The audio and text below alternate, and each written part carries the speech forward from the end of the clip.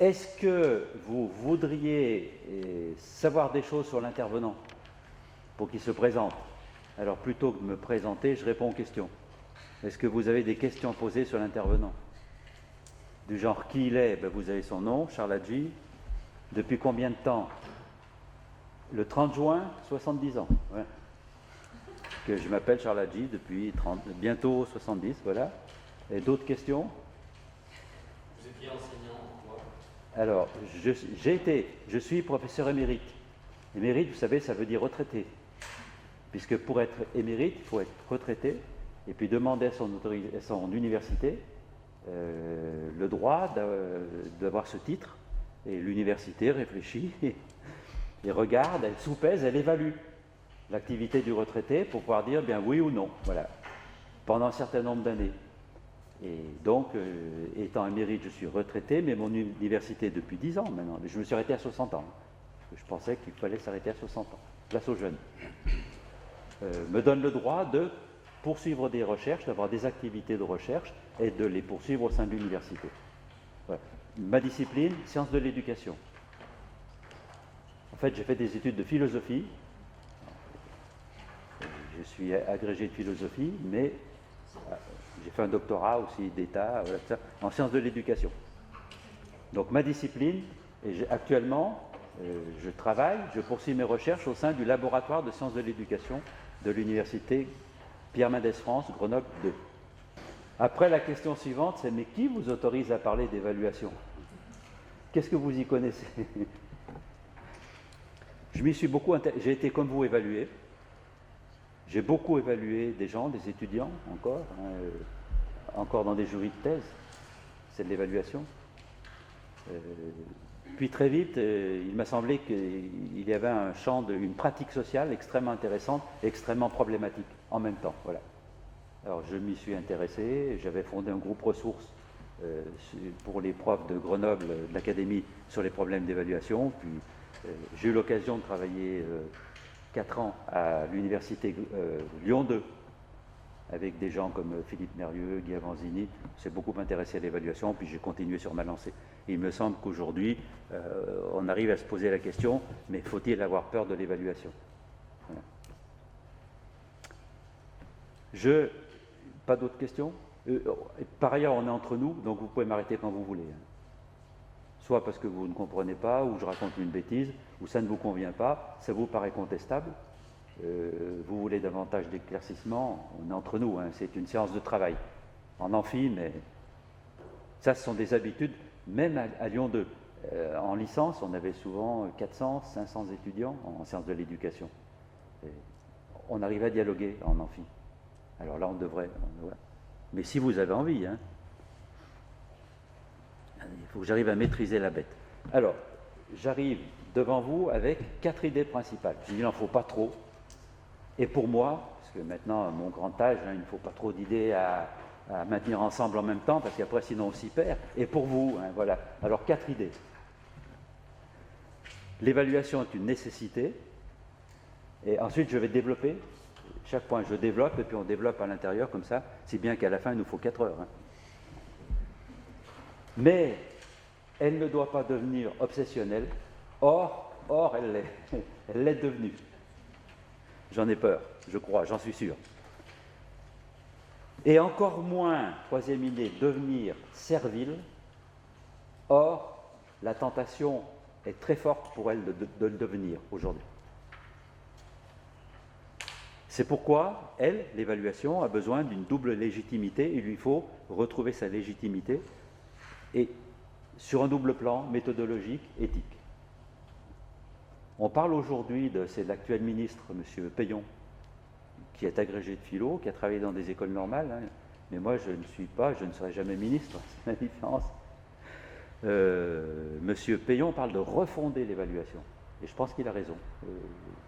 Il y a un travail de refondation, mais de refondation, on essaiera de voir quelles en sont les conditions de possibilité dans le 4e point. Alors, j'aurais pu ajouter un avant-propos, mais je ne l'ai pas glissé là. Alors, il serait peut-être dans une autre... Bon. Mais il m'a semblé que l'évaluation courait le risque de devenir une calamité, et je suis parti de deux faits. Le vent de l'évaluation souffle fort et partout, aujourd'hui. On est envahi, alors je le retrouverai en parlant de l'obsession, mais on est envahi par des demandes et des pratiques d'évaluation. On évalue tout. Tout. Et d'ailleurs, je commençais à... Eh ben, tiens, si je bouge, ça ne va plus marcher pour le... J'avais trouvé, à l'époque, il y avait dans Le Monde, dans le journal Le Monde, quelqu'un qui faisait un billet quotidien, qui a quitté le journal depuis les changements récents, là, qui s'appelle toujours Robert Solé, et qui avait écrit un jour, alors c'était des petits billets d'humeur, qui avait écrit ceci: il faut des évaluations précises, chiffrées, dans tous les domaines. À chaque instant, le citoyen est invité à noter les films, les articles, les dirigeants politiques, les idées, les restaurants. Il reste à apprécier de 1 à 20 l'efficacité des braquages de banque et la cruauté des viols collectifs, mais patience, ça vient. Rassurez-vous, on finira par tout évaluer. Voilà. L'évaluation devient envahissante et elle devient envahissante dans un contexte idéologique particulier, qui est ce contexte, me semble-t-il, mais là je parle sous votre contrôle et vous me direz si ça ne vous convient pas, hein, parce que s'agissant du contexte idéologique, je ne suis pas plus qualifié que n'importe lequel d'entre vous pour en discuter. Mais il m'a semblé que nous vivions à l'époque d'une idéologie néolibérale envahissante et triomphante. Et c'est cette prégnance d'une idéologie qui rend si important le risque de dérive. Alors, je vais essayer de m'expliquer. Mais il me paraît nécessaire de bien marquer d'abord, alors là je vais me répéter, je m'exprime mal, je voulais dire, il me paraît nécessaire de bien marquer la nécessité de l'évaluation. À l'écrit, ça ne passerait pas, il faudrait dire autrement. Il me paraît utile, il me paraît primordial de bien marquer d'abord de bien affirmer d'abord que l'évaluation est une pratique sociale dont la nécessité ne se conteste pas. On ne peut pas ne pas évaluer. Je vais essayer de le démontrer. Mais que cette pratique ne doit pas devenir obsessionnelle et encore moins servile. Alors, premier point, ça tourne. C'est bon. L'évaluation est une nécessité. Mais elle est tiraillée entre constat de fait et jugement de valeur. Il y a un tiraillement interne, presque une contradiction interne, qui va rendre les choses très difficiles. Et qui plus est, il est possible d'en faire de mauvais usages. Donc je vais poser toutes ces questions en remontant la question de l'usage de la pratique d'évaluation et des évaluations, ses résultats. Et puis cela soulève la question de ce qu'elle est.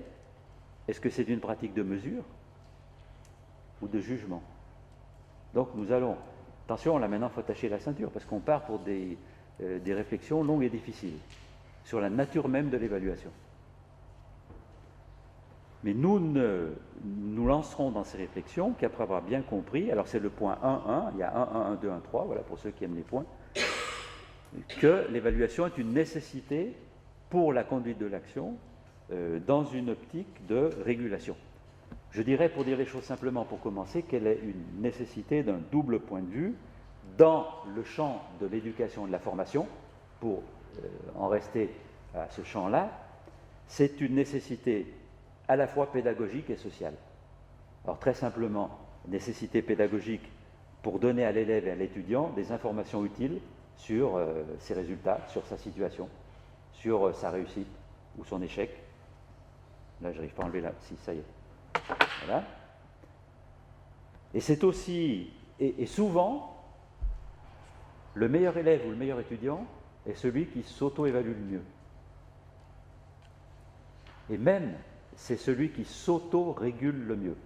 Mais vous vous rendez compte, il faudrait parler d'auto-évaluation, d'autorégulation, d'analyse, puisque ce matin, notre programme est copieux. Hein.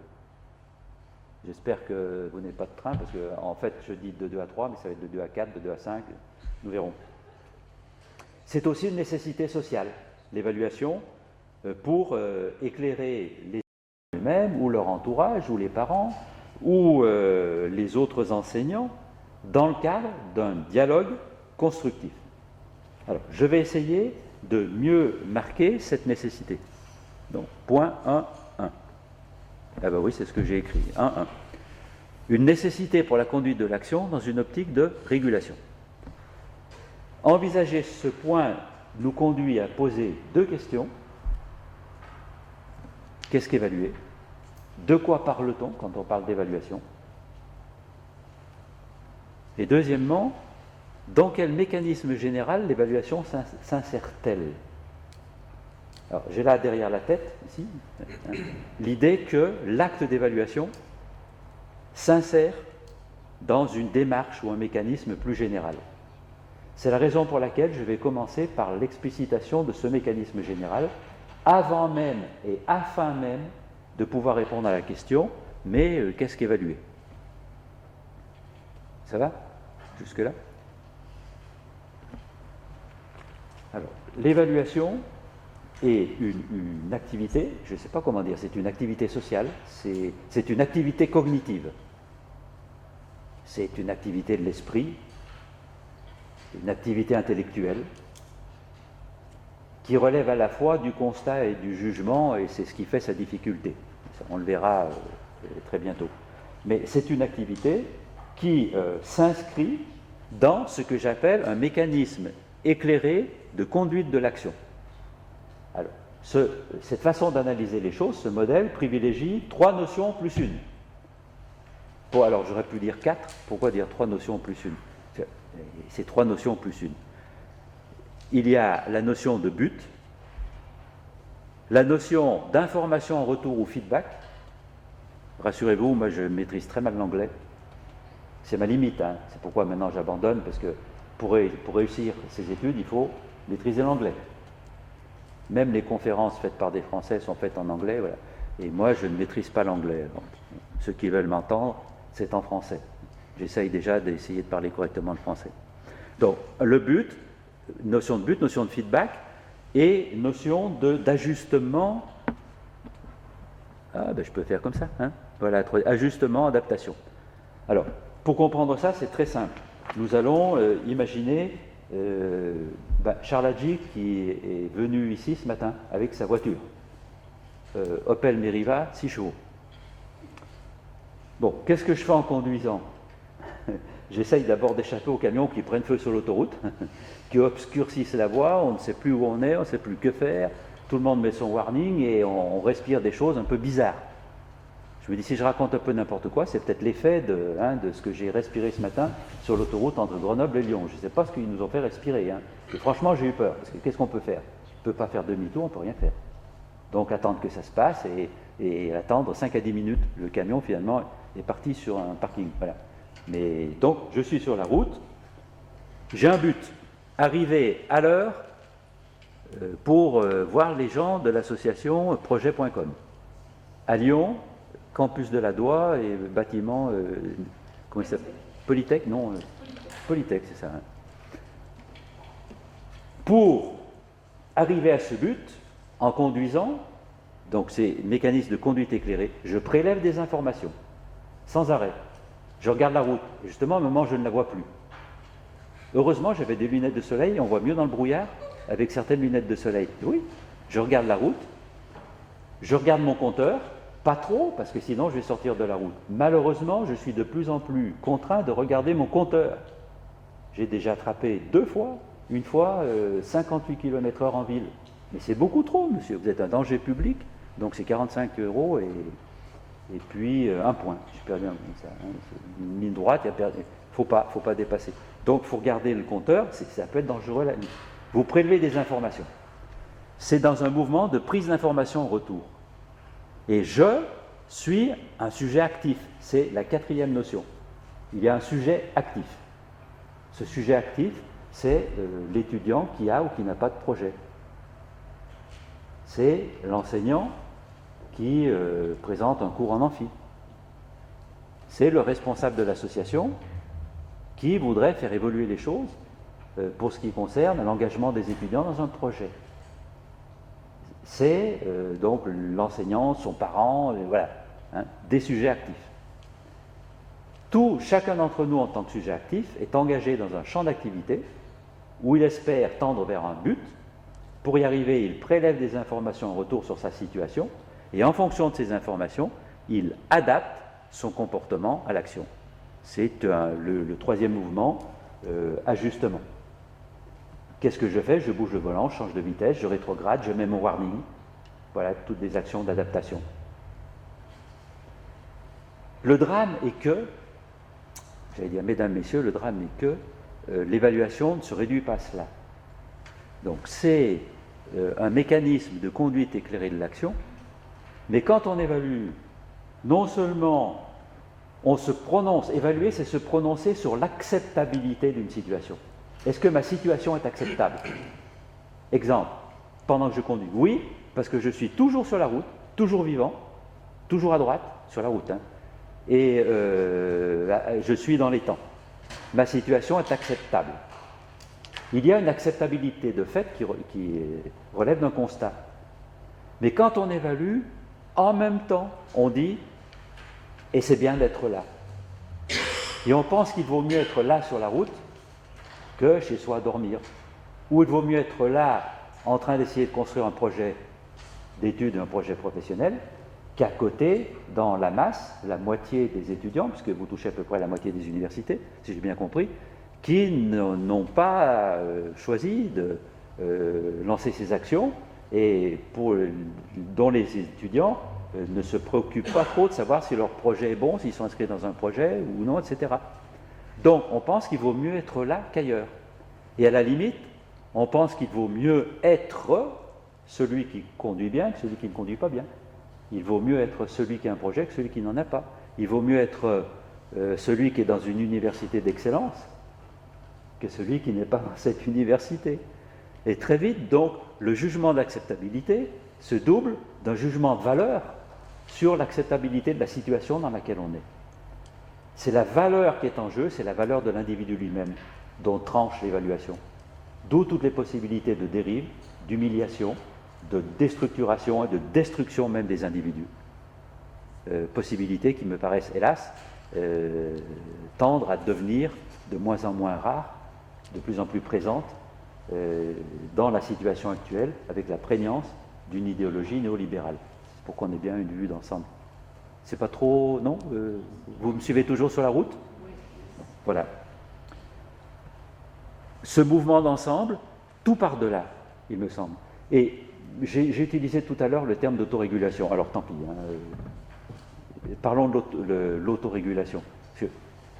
J'ai relu les épreuves du livre suivant, qui allait suivre celui-ci. Moi, j'avais donné pour titre l'autorégulation des apprentissages scolaires et universitaires. Hein. Et puis l'éditeur, c'est Philippe Mérieux, l'éditeur. Ils ont choisi, c'est comment impliquer l'élève, l'apprenant dans ses apprentissages. L'idée centrale est celle, et c'est l'idée centrale de tout phénomène d'apprentissage et même de tout phénomène d'évaluation, est celle d'autorégulation. Ça veut dire quoi autoréguler? Ça veut dire être vraiment le sujet actif, qui s'est donné un but, ou qui s'est approprié un but, quand le but a été fixé par d'autres, par exemple ses parents, ou par exemple l'État, la nation, qui a défini des curricula, qui a défini des contraintes et des obligations scolaires. Il faut que l'élève s'approprie ce projet-là pour réussir à l'école élémentaire et au collège et au lycée, puis à l'université. Donc, celui qui s'autorégule et celui qui s'est approprié ou qui s'est donné un projet, qui est capable de prélever des informations en retour sur sa situation par rapport à ce projet, donc on va définir en termes de but ou d'objectif, c'est où je veux aller, où je veux arriver, celui que je veux devenir. Donc il s'inscrit dans un mécanisme, je dirais, de surveillance. Il me semble qu'il y a une dimension très positive à la surveillance entendue ainsi. Surveiller, c'est faire le point pour savoir où l'on en est, c'est poser la question, est-ce que je tiens la route? Est-ce que je ne dérape pas?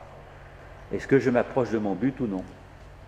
Ce mécanisme de surveillance passe par une prise d'information retour, feedback, et par la comparaison constante, mais je crois que c'est la diapo suivante. Oui. Donc il y a deux volets, un volet surveillance, où les spécialistes parlent de monitoring, où on trouve aussi le terme de monitorage. Monitorage, c'est la surveillance, contrôle de la situation par prise d'information en retour, c'est d'ordre rétroactif, rétro, c'est en retour sur ma position, je vois où j'en suis, j'ai fait. Deuxième exemple, autre exemple, je perds un peu du temps avec les exemples en même temps. Tous les jeudis, l'hiver, je skie, et l'été, je marche avec le club alpin français. Mais les collègues du club alpin, quand ils marchent, ils sont devenus fous. Ils ont des trucs, des podomètres, des je ne sais quoi. Ça mesure tout. Alors, combien on a fait? Et avant les balades, on sait qu'on s'inscrit pour une balade qui va faire, alors 15 km, 500 mètres de dénivelé, ou 600 mètres de dénivelé. Moi, je ne dépasse pas. Hein. Il y en a qui font 1500 mètres de dénivelé. Ils ont des appareils qui mesurent tout ça. Voilà le feedback d'ordre rétroactif. Et en fonction de ça, je monte plus vite, ou bien je dis non, c'est trop pour moi, j'arrête, et je choisis même le but en fonction de cela. Ça implique une comparaison, si possible, continue. C'est pourquoi, mesdames, messieurs, la meilleure évaluation est continue. Alors là, je pense au baccalauréat, qui est devenu une machine ingérable, et qui exigerait l'introduction d'un minimum de contrôle continu, d'évaluation continue. Si on a compris ce qu'est l'évaluation, comme mécanisme de surveillance, ça implique une continuité dans il faut que je surveille en permanence, c'est la route et mes compteurs. Voilà. Entre un état but à atteindre et un état donné qui est ma situation actuelle. Et je vais me prononcer sur l'acceptabilité de l'état donné par référence à l'état but. Vous comprenez toujours? Voilà. Et puis ensuite, il y a un deuxième volet qui est le volet ajustement. Adaptation de l'action visant à réduire l'écart au but, en termes d'objectifs, de standards ou de critères, par reprise ou modification éventuelle de l'action en cours. Où je m'arrête pour me reposer, 2 heures, etc. Je m'arrête, je continue. On va mettre l'accent davantage sur quelque chose. On a constaté que quelque chose ne fonctionnait pas, donc on ajuste. Il faut davantage de pilotes, il faut d'autres pilotes, il faut développer l'action, il faut la restreindre. C'est de l'ajustement. Ce qui entraîne deux conséquences. Je n'ai peut-être pas fini de définir l'autorégulation. Vous avez compris? L'autorégulation, c'est le fait de réguler soi-même sa propre conduite à partir d'un but qu'on s'est donné ou qu'on s'est approprié, en s'étant donné les moyens de prélever constamment de l'information en retour et en étant capable d'ajuster son action pour mieux atteindre son but. Oui? Comment est-ce qu'on peut perdre cette autorégulation? Alors, deux réponses. Premièrement, on ne peut pas ne pas faire. C'est-à-dire que l'autorégulation, c'est le phénomène de base. C'est tout sujet, dès la naissance, et peut-être même avant, est capable de s'autoréguler. C'est Piaget qui décrit l'autorégulation comme le mécanisme biologique de base, qui va se traduire par la construction de schèmes, par la construction de modèles de comportement en quelque sorte, mais que le sujet construit.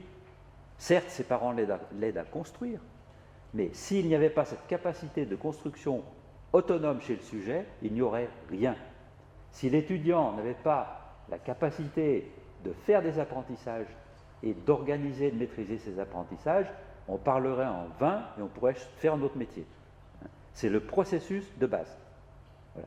Premièrement, première réponse. Ensuite, deuxième réponse, cette autorégulation, ça s'enrichit, ça se travaille, ça se développe. Comment? Entre autres, grâce à un développement de l'auto-évaluation. Mais l'auto-évaluation étant une arme au service de l'autorégulation. C'est-à-dire que l'auto-évaluation qui passe, alors je vais introduire ce mot parce qu'il me semblait que ce matin, ce dont vous parliez, c'était de l'analyse.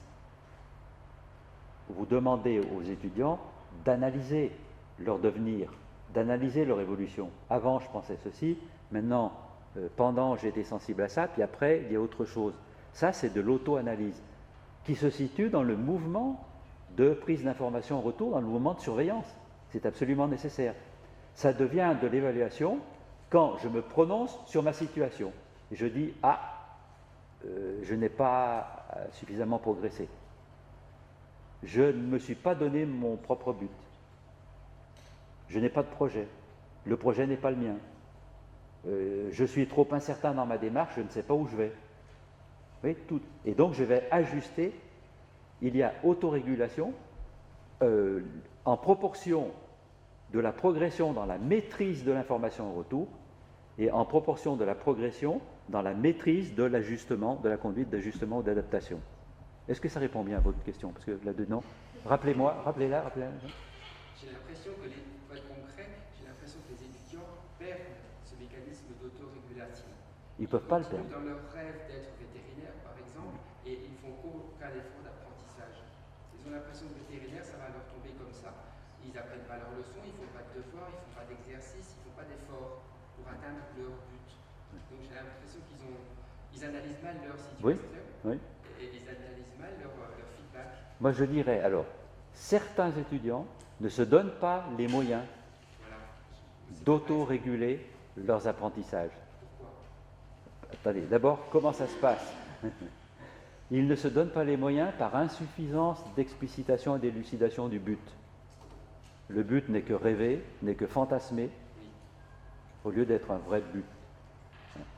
Deuxièmement, ils ne se donnent pas les moyens par insuffisance d'un dispositif de surveillance.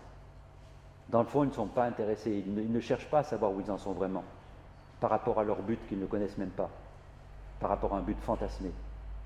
Donc, insuffisance de dispositif. Et troisièmement, ils ne se donnent pas, ils ne se dotent pas d'un système d'action. Dans le fond, ils ne s'intéressent pas à l'action concrète, mettre les mains dans le cambouis pour avancer vers un but. C'est tout cet ensemble qui pêche.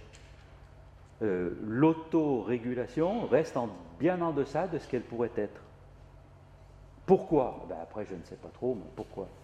Parce que parfois, c'est plus confortable de rêver que d'agir. Parce qu'on préfère rester dans le brouillard. Il y en a qui aiment bien être dans le brouillard. Parce qu'on se rend compte, même sans s'en rendre compte vraiment, que si l'on voulait se donner de vrais buts, il faudrait produire des efforts. Et parce qu'il existe des mécanismes de défense contre cet effort à fournir, qui sont des mécanismes de défense ou d'inhibition, qui ont été très bien décrits. Alors, je cherche le titre. Je crois que ça s'appelle l'autorégulation.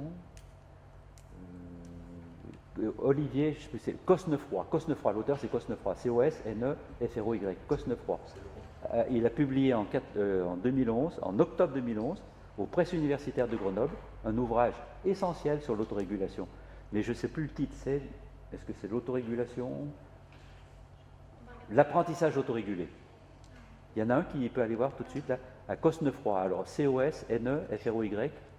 Il y en a deux, il y a Olivier, et lui, je pense que c'est Olivier. S'il y en a un qui est maître de conférence chez nous, mais ce n'est pas celui qui a écrit ce bouquin. C'est Olivier Cosnefroy, vous l'avez, Presse universitaire de Grenoble. C'est ça. C'est l'apprentissage autorégulé. Ici, il y a les tourments de l'autorégulation. Vous l'avez, pardon? Ici, il y a les tourments de l'autorégulation. C'est un article. Non, mais là, le bouquin, il avait écrit donc des notes de synthèse dans la revue Savoir, et il a publié en octobre 2011 aux Presses universitaires de Grenoble. Je pense que le titre, c'est l'apprentissage autorégulé. Voilà. Vous aurez là des éléments de réponse plus précis à cette question-là, mais pourquoi est-ce qu'ils ne le font pas? Parce qu'il a suivi de très près.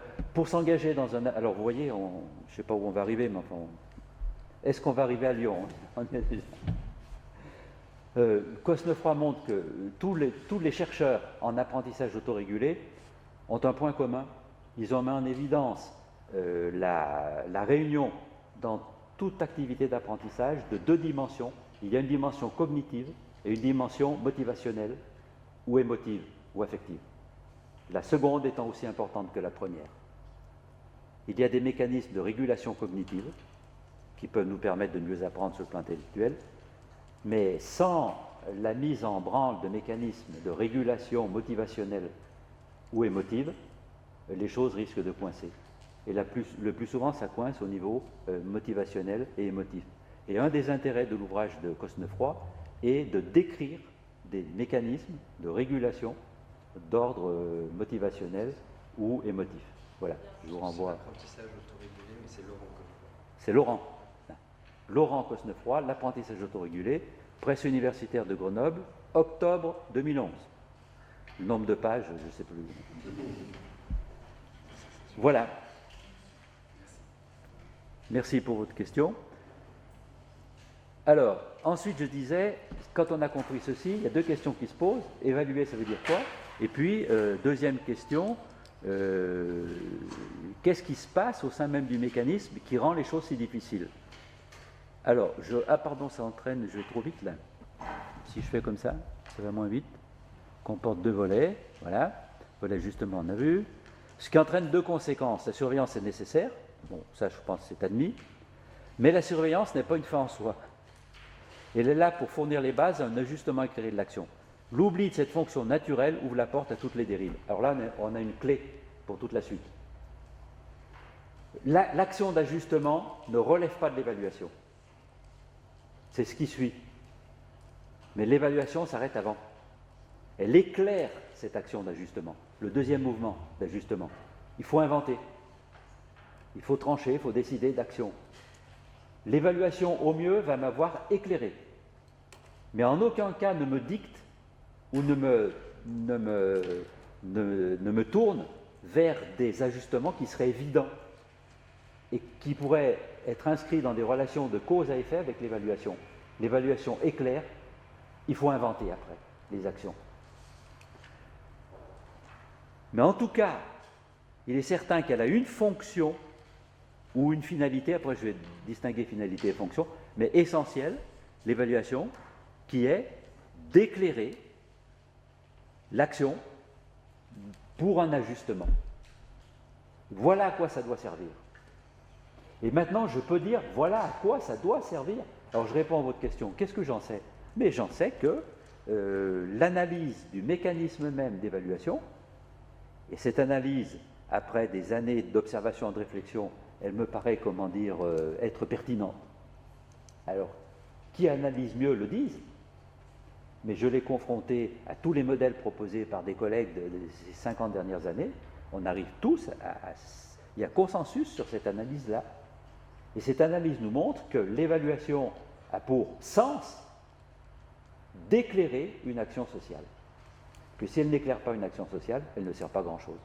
Si elle va pouvoir servir à humilier les gens, à éliminer ceux dont on ne veut pas, etc., etc., à justifier les répartitions de crédit, mais voilà.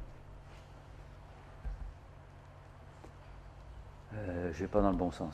Là, pour avancer, c'est celui-ci. Je retombe sur la première question. Qu'est-ce que l'évaluation? Alors maintenant, je peux aller plus vite. Je pense que tout le monde a compris que c'était la production d'un jugement d'acceptabilité. Évaluer, c'est dire dans quelle mesure une situation est acceptable. Par référence à quoi? À des attentes. Dans le champ éducatif, évaluer revient à apprécier un service formatif rendu par rapport à un service formatif attendu. C'est comme en médecine.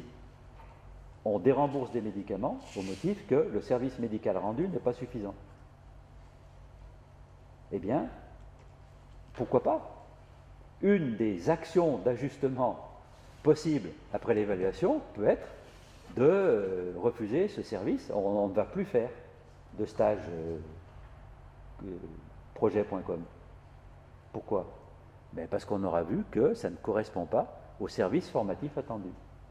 Mais nous comprenons bien que pour évaluer les stages et les actions de projet.com, il faut être au clair sur le service formatif attendu. Il n'y a de service rendu que par rapport à un service attendu. Ainsi, par exemple, évaluer un élève, c'est dire si son comportement scolaire manifeste est acceptable par référence à un comportement scolaire attendu. Qu'est-ce qu'on a en droit d'attendre d'un élève? Tout. Qu'il respecte les autres, qu'il récite un poème appris par cœur, qu'il lise un texte de plusieurs pages, qu'il résolve un problème de proportionnalité. J'en ai un qui a été posé à l'ancien ministre. J'ai déjà oublié le nom de l'ancien ministre, le précédent. Châtel. On lui a proposé un problème de proportionnalité, il n'a pas su répondre. J'ai le problème, voilà. Bon, Châtel, vous allez redoubler votre cours moyen. Hein. Tout ça correspond à des épreuves d'évaluation que j'ai. Voilà. Qu'est-ce que vous attendez? Alors, non pas d'un élève, mais d'une action sociale. La première chose pour l'évaluer, de le dire, de l'écrire. La difficulté étant qu'il y a plusieurs attentes possibles, plusieurs acteurs sociaux engagés. Pour vous, ce sera le ministère, les universités et leurs présidents, les collègues enseignants universitaires, les étudiants eux-mêmes, et d'autres certainement que j'oublie. Quelles sont les attentes légitimes? Il faudra parvenir à un consensus sur ces attentes légitimes pour évaluer l'action sociale de formation s'inscrivant dans le cadre projet.com.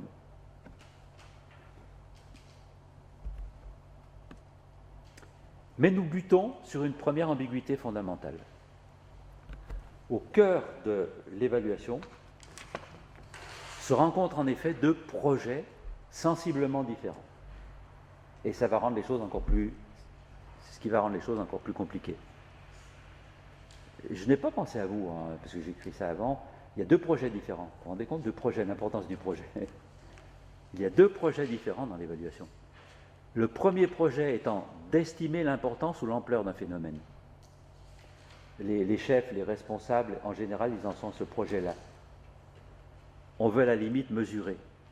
Alors, moi, j'ai proposé, ce n'est pas moi, pardon, c'est Ardoineau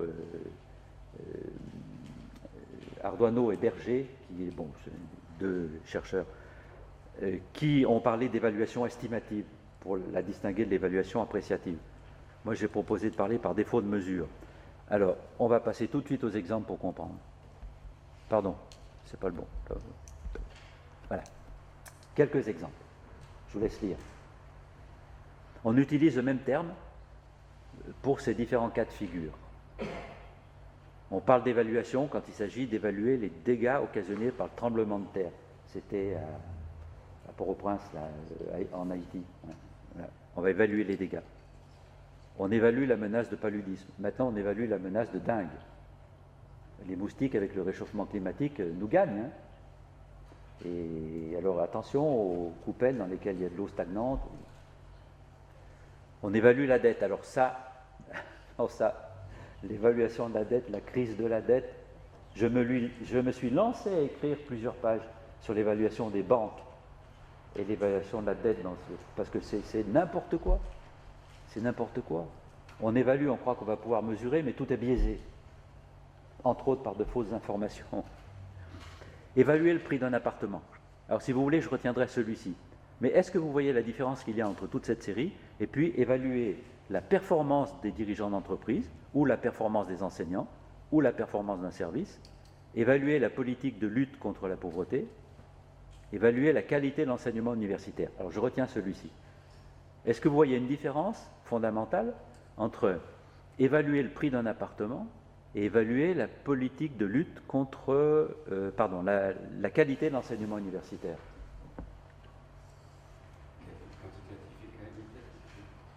Oui et non. Il est clair, oui, parce qu'il est clair que dans le premier cas, on s'oriente directement vers le quantitatif. Alors, c'est ce que j'appelle l'évaluation estimative. On s'oriente directement vers des constats, vers du quantitatif. On sera dans le domaine de la continuité des chiffres. Et on attend précision, fiabilité, les chiffres doivent être précis, doivent être fiables. Il faut que ça soit juste, justesse. Les risques, on verra tout à l'heure. Alors, donc, je dis oui. Mais oui et non. Non, pourquoi? Parce que... Non, il faut que je revienne aux exemples. On n'est pas enfermé dans le quantitatif. On voudrait mesurer, mais on ne le peut pas. Et c'est ce qui fait qu'il y a évaluation. Pourquoi ne le peut-on pas? On voudrait évaluer les dégâts, mais un, on ne peut pas aller partout, il y en a trop, on ne peut pas vraiment mesurer ça. Et deux, on n'a pas d'unité de mesure. Les dégâts vont être ils ne pourront qu'être estimés en fonction de quoi? Deux grandes séries de choses. Il y a des morts, mais quel est le prix d'une vie humaine? Et il y a des biens détruits. Mais quel est le prix de la maison? Alors, ça revient au prix d'un appartement. On n'est pas enfermé dans le quantitatif, parce que ce quantitatif est bordé de part en part par du qualitatif. Combien vaut mon appartement? J'ai habité 25 ans plus 6, 31 ans à la Villeneuve à Grenoble. On en a parlé récemment avec un président qui s'appelait M. Sarkozy, qui est venu faire un discours à Grenoble, à la suite d'émeutes à la Villeneuve. J'ai habité 31 ans, combien vaut mon appartement? Pas trop, quand on l'a vendu. Pas trop. Pourquoi? Parce que réputation, jugement social, ce qui fait le prix, la valeur d'un bien, se construit sur des jugements, des appréciations, des jugements de valeur et des appréciations sociales. Donc, dans le cas de l'évaluation estimative, on voudrait mesurer, mais on se heurte à une double impuissance. On ne dispose pas d'un système adéquat d'unité de mesure. Alors c'est clair avec la vie, combien vaut une vie humaine? À un moment, je ne l'ai pas, mais j'avais combien la vie d'un homme vaut peu de choses. C'est dans une chanson de... c'est pas Moustaki, Le Forestier, à propos de Pierre Goldman, vous savez, demi-frère de Goldman, le chanteur, qui avait été assassiné. Et Pierre est en prison. Il disait, la vie d'un homme vaut peu de choses, et Pierre est en prison. Puis à la fin, il a été assassiné, Pierre Goldman. Combien vaut la vie d'un homme? Alors j'avais sur l'affaire Tapie. Tout dépend, tout dépend. La vie d'un homme, on va l'estimer par exemple au préjudice moral subi par un individu du fait des autres. Eh bien, ça varie de préjudice moral de gens licenciés, je ne sais pas, ça va quelquefois 1 000 euros. Hein. Mais si cette personne-là s'appelle Bernard Tapie et l'a subi, je ne devrais pas dire, parce qu'après il va porter... Bon, mais c'est un exemple. Hein. Son préjudice moral a été apprécié. À combien? C'était combien? Des millions de... Je ne sais plus le chiffre, je n'ai pas amené là. Mais ça frôle les milliers, voire les millions d'euros. 300 millions. Non, mais c'était 40 millions d'euros, je crois, le préjudice. En tout, c'était dans les 400 millions. Oui. Mais le préjudice moral, alors combien vaut la vie d'un homme? Les tribunaux se penchent sur la question, on ne peut pas mesurer. On n'a pas d'unité de mesure. Et deuxièmement, on ne peut pas appréhender la totalité de l'objet. Alors, je parle sous votre contrôle. Il y a beaucoup de scientifiques ici. Pour mesurer, il faut pouvoir saisir un objet, en quelque sorte dans sa totalité, et lui appliquer une unité de mesure. Mais, par exemple, ma vie, on ne peut pas la saisir dans sa totalité. Combien de temps me reste-t-il à vivre? Je n'en sais rien. Il manque le bout. Je ne peux que l'estimer en fonction de mon état de santé, mes parents, etc. Mais je ne peux pas la mesurer. Donc, quand il y a évaluation, on est dans ce cas de figure, même pour l'évaluation estimative. Il y a nécessairement de l'à peu près, du jugement, du qualitatif, dans toute estimation, même la plus quantitative. Sinon, on serait dans le champ de la mesure. Mais justement, le prix d'un appartement, même les inégalités socio-économiques, le chômage, tout ça, ça échappe à l'effort de mesure. N'empêche qu'il y a un pôle. L'ambition n'est pas de juger vraiment, mais elle serait de mesurer. Mais on ne peut pas. Sinon, ce ne serait pas de l'évaluation. Puis dans l'autre cas, l'ambition est de se prononcer sur en disant c'est bien et c'est mal. C'est bien et c'est mal. Ardoineau et Berger disaient dire à un étudiant ton évaluation vaut 16, pardon, dire à un étudiant, je recommence, ta dissertation vaut 16, ce n'est pas encore de l'évaluation. On est dans la continuité des chiffres. Dire à un étudiant, ta dissertation vaut 16 et c'est bien, là c'est de l'évaluation. Parce qu'on se prononce sur l'acceptabilité de la situation. Mais par rapport à quoi? Quel est le but? Alors c'est 20 sur 20, c'est quoi? Oui. Le but c'est que tous les étudiants, ou le plus grand nombre d'entre eux, réussissent les apprentissages prévus, c'est 100% de réussite. Voilà le but, c'est vrai. Donc, si on veut mettre des notes, c'est 20 sur 20 pour tous. Voilà le but. Mais on n'y arrive pas, il y a des difficultés. L'important, c'est que l'évaluation puisse dire où on en est et pourquoi, et faire comprendre et éclairer. Voilà. À ce moment-là, elle sera légitime. Alors, on comprend que cette difficulté est inscrite au cœur de l'évaluation, qu'il y a donc deux pôles, celui de l'évaluation estimative, dont j'ai parlé, et celui de l'évaluation appréciative, qui débouche sur la formulation d'un jugement de valeur. Donc on est plus dans le qualitatif. Et là, ce qui est important, c'est la discontinuité des seuils. Tu as ton bac ou tu ne l'as pas. Tu as ton année de licence ou tu ne l'as pas. On te donne la thèse, on te donne le doctorat, ou on ne te le donne pas. Il y a toujours un moment, c'est oui ou non, ça passe ou ça ne passe pas. Le problème de seuil est un problème essentiel en évaluation, même dans le champ de l'évaluation appréciative. On dit c'est acceptable ou ça ne l'est pas. Il faut savoir à partir de quand on franchit le seuil ou non. Mais ce qui importe à ce moment-là, c'est la justice de la décision, mais qui va être fondée sur sa justesse. Est-ce que les éléments prélevés, les informations prises, me permettent de dire en toute honnêteté, pour cet étudiant, ça passe, ou pour cet étudiant, ça ne passe pas. Il y a donc toujours deux projets dont aucun ne peut ignorer totalement l'autre. Comme parler et travailler, ça donne chaud. Alors, avec votre permission, je m'arrêterai là. Comme je ne suis pas venu en maillot de bain, je ne peux pas. On est toujours entre les deux. Oui. Sur l'évaluation estimative et appréciative, moi j'ai du mal un peu à m'y repérer. Je ne sais pas si on peut reprendre la diapo où il y avait les exemples de situation. Ouais. Parce que. Non, je ne vois pas la distinction. Comment il va y avoir l'évaluation du prix de l'appartement? Oui. Je suis trouvé dans ces questions-là. Évidemment, on va regarder un peu, je ne sais pas, l'appréciation de quartier, etc. Donc ces éléments-là qui se mesurent en. C'est du jugement social. Oui. On a vu un chiffre, et je dirais quelque part le chiffre qui est derrière, il y a pour moi presque déjà l'estimation du 1-2, c'est-à-dire le 0-1, c'est-à-dire ouais, ça sera bon, ce prix-là sera acceptable, ce sera pas acceptable. Et de même, dans les évaluations de services de laboratoire, l'agence d'évaluation de la ERS, elle a mis des notes qui étaient de A+, A-, B+. C'est tout comme presque le prix d'un appartement, parce que derrière, il y a le 0 et 1 qui est ça me va ou ça ne va pas. Oui. Donc, j'arrive pas. Oui, mais. Ils sont tous ensemble. C'est dans le même. Et l'étudiant à qui on va mettre une note de 0 à 20, Oui. quelque part, on sait que la barrière d'acceptation, ça va être le 10. Et donc, qu'on lui mette le 16 ou le 12, c'est déjà le 0 ou 1 qui est derrière. Oui, mais il y a deux choses auxquelles il faut être attentif. C'est la notion de seuil que vous contestez un peu en disant mais le seuil n'est pas représentatif, la notion de seuil n'est pas vraiment représentative, enfin n'est pas représentative que de l'évaluation appréciative. L'évaluation estimative aussi va déboucher sur la définition et l'identification de seuil. Hein, c'est ce que vous me dites, puisque dès l'estimation du prix d'un appartement, il y a déjà c'est acceptable ou non. Voilà.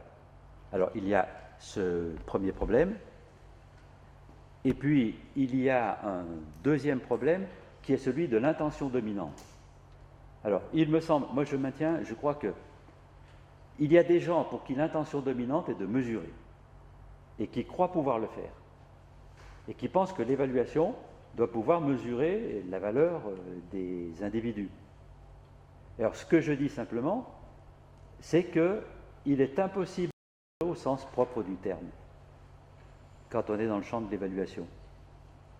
Parce que, alors après, je sais bien que la limite c'est la mesure, mais est-ce qu'il y a une mesure objective, indépendante? Non, mais il y a quand même un projet qui est de mesurer sans juger. C'est peut-être l'idée de jugement qui est la plus importante. Il y a un projet qui est de mesurer sans juger. Alors j'ai un exemple, mais j'ai des tas d'exemples seulement, tant pis, hein, on restera très longtemps. J'ai l'exemple de notre fille. Je dis ma fille, mais on est deux, hein, il y a ma femme et moi, je vous ai parlé de ma femme. Donc notre fille, elle joue au volley. Pendant 10 ans, elle a joué à l'AS Grenoble. Elle a fait prépa dans le temps laissé libre par le volley. Il y avait 3 entraînements par semaine. Elle avait raison, c'était son projet. Hein. Elle jouait au volley. Mais elle nous disait, je suis trop petite. Vous m'avez fait trop petite. Elle mesure 1m70. Pour celui qui mesure, il s'en fout. 1m50, 1m60, 1m70, celui qui mesure ne juge pas, il ne se prononce pas, il s'en moque, il mesure. Celui qui est dans le champ de l'évaluation, comme Maud, là, elle jugeait, elle disait « ma situation n'est pas acceptable, plus grande, j'aurais pu tenir un autre poste ». Là, elle est dans le champ de l'évaluation appréciative. Ce que je voulais dire simplement, c'est ceci, il ne faut pas croire à la possibilité de mesurer dans le champ de l'évaluation, et il ne faut pas penser que l'on pourra mesurer objectivement des performances d'un individu ou d'une action sociale. Ça ne se mesure pas, ça s'évalue. Pourquoi? Pour cette première et radicale raison que celui qui mesure, son ambition, c'est de dire exactement combien il y a de mètres ou de centimètres, et qu'il y en ait 70 ou 1m70 ou 1m71, ce n'est pas son problème. Le deuxième exemple, c'était moi sur la balance. 77 kilos.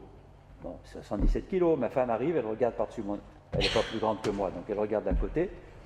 Mais c'est beaucoup trop gros. Pour 1m81, c'est beaucoup trop.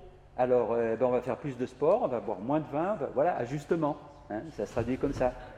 Voilà la différence entre l'évaluation estimative et le jugement appréciatif. Mais ce que je voudrais faire sentir, c'est qu'il y a toujours des deux. C'est-à-dire qu'une évaluation, même appréciative, sans constat, c'est nul. Il faut que ça soit fondé sur un constat objectif.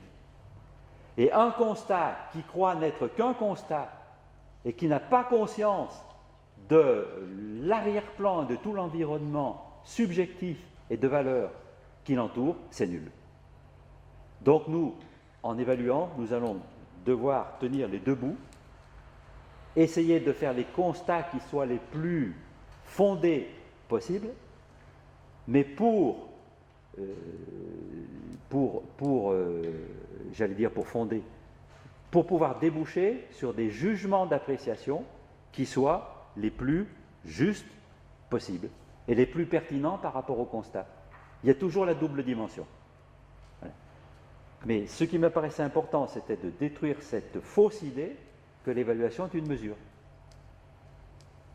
Et de détruire cet autre comportement symétrique et faux, erroné, qui se traduirait par un déni du constat et de la mesure.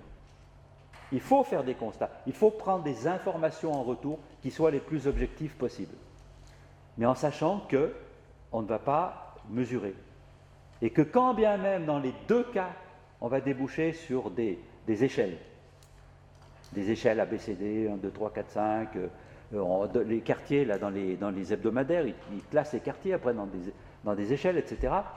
On n'est pas dans le domaine de la mesure. Est-ce que c'est plus clair? Oui, je dirais ça. Est-ce que je perçois bien en disant presque qu'il y a en quelque sorte une ligne avec l'évaluation estimative appréciative, et je dirais une évaluation, elle est plus ou moins, le curseur est plus ou moins d'un côté ou de l'autre. Exactement. Mais c'est un mélange perpétuel des deux. Exactement. Un projet dont aucun ne peut ignorer l'autre. Voilà. Là, c'est bien là. Vous la voyez, la flèche se déplacer sur votre écran? Elle ne se déplace pas? Alors pourquoi? Bon, on ne va pas chercher, parce que là, c'est ça, elle est là, oui, bien sûr. C'est trop haut pour moi, je ne fais qu'un mètre 80, je ne suis pas assez grand, hein. Je vais faire le reproche à mes parents. On est sur la flèche, j'en ai fait deux, on est constamment, voilà, le curseur se... Mais on ne pourra pas décrocher ses pieds de l'autre pôle. D'accord? Est-ce que c'est important, ça? Oui, parce que ça permet de mieux comprendre, si bien que il y a toujours une part d'estimation, voire de mesure, dans l'évaluation appréciative. Le jugement se fonde sur un constat. Et le propre de l'évaluateur sérieux, c'est d'essayer de faire des constats qui soient les plus objectifs en tant que constats. L'estimation court toujours le risque de valorisation subreptice et indue. C'est la valorisation sociale, hein. Je ne garde que l'exemple du prix de l'appartement. De par son étymologie, le terme d'évaluation devrait être réservé à l'évaluation appréciative. Voilà, parce qu'après, il y a toujours une part d'appréciation, donc de jugement de valeur, dans toute évaluation. Même quand j'évalue ma position sur la route, je pense qu'il vaut mieux être sur la route qui conduit à Lyon plutôt qu'ailleurs. Voilà. Et ça, c'est le jugement de valeur de départ. Évaluer, c'est tenter de se rendre utile, et c'est ici que les difficultés vont s'amplifier. Utile à quoi? Ça soulève la question des fonctions de l'évaluation. Et utile à qui? C'est Pourquoi ce matin, je me dis, mais de qui parle? Quelle institution? On va être utile à une institution, mais laquelle? Cela soulève la question des publics ou des destinataires prioritaires. C'est une notion qui me paraît essentielle. Pour qui vous travaillez en évaluant? Quel est le destinataire prioritaire? Le ministre, le président de l'université ou les étudiants? Alors, si l'évaluation intervient pendant les apprentissages, la réponse est claire, nette et sans bavure, les étudiants. Et une évaluation à l'université qui n'est pas utile aux étudiants pour leur permettre de mieux apprendre, elle manque sa finalité essentielle. Voilà. Mais il n'y a pas que ça, il y en a d'autres. Alors, parmi ces finalités, quelles sont les d'abord, quelle différence entre...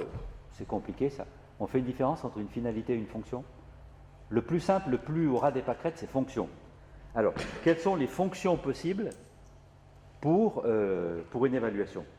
Par exemple, étayer une décision. Je lui donne le bac ou non? Voilà, la fonction, ça va même être plus précisément, il y aura une fonction double, attester la maîtrise d'une compétence pour certifier, ce qu'on appelle l'évaluation certificative. Ça fait deux fonctions. Attester, validation des acquis, voilà une fonction. Ça sert à valider des acquis. Ça sert à distribuer un diplôme. Ça sert à vérifier la maîtrise d'un savoir. C'est ce que l'on appelle l'évaluation sommative. En fin d'année ou de semestre, il faut bien vérifier la maîtrise des savoirs. C'est une fonction. Ça sert à faire un diagnostic. Ça sert à y voir clair dans ce qui va et ce qui cloche chez un étudiant ou chez moi. Ça, c'est ce qui fonde ce que l'on appelle l'évaluation formative. Alors la fonction, c'est le rôle central joué par l'évaluation dans un champ de fonctionnement social. Ça marche, comme je dis là? Oui. La finalité, c'est un peu plus large, un peu au-dessus. La finalité, c'est par exemple mettre sous pression. Je vais évaluer mon personnel pour le mettre sous pression. On va mettre les fonctionnaires au travail, hein, vous allez voir. Ces fainéants de chez France Télécom, on va les mettre au travail. Pression. La chasse aux mauvais vendeurs est ouverte. Et là, je suis déjà dans la partie suivante, hein, l'évaluation qui devient obsessionnelle. Mais alors, pour tout, j'ai des exemples concrets, vivants. Là, c'est un cadre des PTT qui avait proclamé « La chasse aux mauvais vendeurs est ouverte ». Alors, il s'est fait quand même un peu remonter les bretelles, celui-ci, par sa hiérarchie, mais voilà à quoi on arrive. Hein. Je le retrouverai peut-être, parce que j'en ai 10 pages d'exemples après. J'avais l'exemple, pardonnez-moi, mais c'était Seguin, pour faire voir la différence entre l'évaluation estimative, l'évaluation appréciative. C'était Seguin qui éprouvait de l'affection pour Chirac, et qui, à propos de Chirac, disait souvent « ce grand con de Chirac ». Alors, ce grand con de Chirac, on voit bien qu'il y a le mélange des deux. C'est ce con de Chirac, ça c'est du qualitatif. Je formule un jugement, c'est un jugement affectueux. Et ce grand con, il y a des petits cons, il y a des moyens cons, il y a des grands cons, je suis plus dans le quantitatif, plus du côté estimation. Mais il y a les deux. Hein, c'était pour prouver qu'il y avait toujours les deux. Alors j'en avais comme ça toute une série, mais bon, passons sur ces exemples-là. Alors, utile acquis, donc, je disais, peut-être encore un ou deux exemples de finalité. Une question. Oui. Pardon? Oui. Je voulais d'autres exemples de finalité. Ah. Est-ce qu'on peut dire que situer l'étudiant dans son apprentissage et dans son évolution, c'est une finalité d'évaluation? Oui, alors je dirais que le situer, c'est la fonction. Ça me sert à ça concrètement. Et quand je situe quelqu'un, attention, par rapport à lui-même et à sa progression, c'est évaluation critériée, par rapport à une cible. Et si c'est le situer par rapport aux autres, premier, deuxième, troisième, c'est ce que l'on appelle l'évaluation normative, c'est le classement. Autant se situer par rapport à une cible est essentiel pour la surveillance de l'action et pour l'autorégulation, autant situer par rapport aux autres peut être dangereux et tous les classements sont plus ou moins pernicieux. Voilà, c'est la porte ouverte à ce qui me paraît mauvais dans les formes dominantes d'évaluation aujourd'hui sont les classements. Pourquoi se comparer aux autres? Pourquoi c'est la finalité? Alors, la finalité sera, par exemple, je vais situer un étudiant par rapport à la cible afin de l'éclairer, l'aider à mieux connaître sa réalité, l'éclairer sur ce qu'il est. l'éclairer sur la nature de ses apprentissages. Éclairer, informer, connaître. Je parlerai d'un projet d'ordre épistémologique, projet de connaissance. C'est pour l'éclairer. Ça, c'est une finalité. Vous savez peut-être, vous savez ou vous ne savez pas, mais vous devriez savoir, il y a un prof qui nous disait ça, mais non, parce que par qui la notation de 0 à 20 a-t-elle été inventée? Ceux qui ont lu le bouquin le savent maintenant. Par les jésuites. À quelle période? 16e siècle à peu près, milieu du 16e siècle, hein, dans les années 1500. Pourquoi faire? Pour lutter contre l'expansion du protestantisme. Les jésuites ont fondé leur collège pour forger des âmes catholiques. Puis il y a eu un très grand nombre de collèges jésuites, et de collèges dont la pédagogie était fondée sur l'émulation, les classements, avec une uniformité pédagogique. Tous les collèges fonctionnaient de la même façon. Et ils ont inventé la notation de 0 à 20 pour situer, etc. Ils ont inventé ça dans un contexte de combat idéologique pour forger des âmes catholiques. Alors voilà une finalité. Forger des âmes catholiques. Endoctriner. Modeler. Modeler. Hein, j'ai cité aussi au début du bouquin un petit texte de Ivan Illich qui dit « Les hommes qui s'en remettent à une unité de mesure des autres pour juger de leur développement personnel ne savent bientôt plus que passer sous la toise. Il n'est plus nécessaire de les mettre à leur place assignée. Ils s'y glissent d'eux-mêmes. Ils se font tout petits dans la niche où leur dressage les a conduits. » Et pour lui, évaluer, c'était endoctriner, modeler, faire l'apprentissage de la servitude, à la limite. C'est une dérive. Mais pour moi, l'évaluation ne peut pas se réduire à cela. Si elle assume sa fonction naturelle, qui est d'éclairer. Alors je dis, il y a, une mission naturelle, une finalité naturelle, qui est d'éclairer. Alors les finalités, bon, je ne sais pas si ça répond, c'est plus général, c'est mieux connaître, agir sur un public, le motiver, lui mettre de la pression, comme on dit aujourd'hui. On va mettre de la pression pour cette équipe de France de foot pour qu'elle nous présente autre chose que le spectacle lamentable présenté lors du dernier match. Alors on met la pression. Servir une autorité, rendre des comptes. L'évaluation qui permet de rendre des comptes, voilà. Ou bien aider, accompagner. Voilà une autre finalité. Je crois que vous êtes dans cette autre finalité.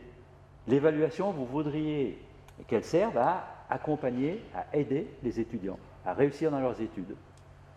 Et comment pourra-t-elle l'être? Alors ça, c'est la finalité, hein, qu'elle l'aide, qu'elle accompagne dans la réussite. Comment pourra-t-on le faire au niveau de la fonction? Eh bien, en privilégiant des fonctions diagnostiques ou l'évaluation critériée. Il s'agit de savoir où on en est par rapport à une cible, et pas du tout par rapport aux autres. Et où l'on en est par rapport à vos propres cibles, à vous, qui avez inventé cette action sociale. Est-ce que j'ai répondu un peu? Je ne prétends pas avoir réponse à tout. Mon ambition, c'est d'éclairer. Moi, je ne peux expliquer que les choses que j'ai fait l'effort au préalable de comprendre ce qui se passait. Qu'est-ce qui se passe quand on évalue? Ben voilà. Alors, si vous voulez un schéma, voilà le schéma qui résume ça. Évaluer, c'est produire un jugement d'acceptabilité. Donc là, vous ne voyez pas la souris. Hein. Et si je la déplace avec ça? Est-ce que vous la voyez là? Bon. Donc, c'est formuler un jugement d'acceptabilité en confrontant une réalité, le constat et des attentes, le but. Ce jugement d'acceptabilité, et là je débouche sur l'espace des usages sociaux, je le produis à certaines fins, aider, accompagner, motiver, mettre sous pression, etc. Et pour remplir certaines fonctions, attester, vérifier, classer. Pour moi, c'est le pire des cas, classer. Ou faire un diagnostic.